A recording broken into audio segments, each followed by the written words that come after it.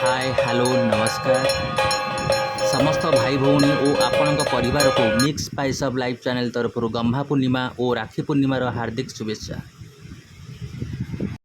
पुराण रे कहुए जितेबाला पृथ्वी में अधर्म बढ़ी चलता से भगवान निजर दिव्यलीला मध्यम धर्मर सुरक्षा अवदान नेबाक योजना कले। मथुरार राजा कंस थिला अत्यंत अत्याचारी। तार अत्याचार रे मथुरावासी भयभीत हो जीवन काटुले। यही समय देवकी गर्भरे भगवान श्रीकृष्ण भाई भावे जन्म ने शेषनागर अंश प्रभु बलभद्र।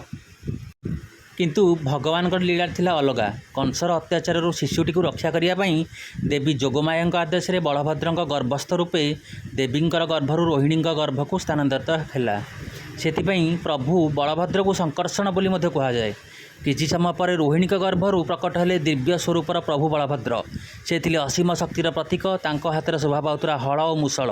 तेणु हलधर और बलराम बलभद्र नाम परिचित हेले। प्रभु बलभद्र केवल शक्तिर प्रतीक नुहे, से थिले भाईचारा सत्य धर्म और सुरक्षार प्रतीक। जो घरे भाई भौणी मध्य प्रेम रहे, जो हृदय प्रभुंर प्रति भक्ति रहे, से घरे सदा सुख और शांति विराज करे। आसंते पवित्र गम्भा पूर्णिमा प्रभु बलभद्र चरण प्रार्थना करवा। हे प्रभु बलभद्र, समस्त जीवन दुख दूर कर, समस्त घरे सुख शांति समृद्धि भरी दियो। भाई भौणी संपर्क सदा प्रेम भरी रहू।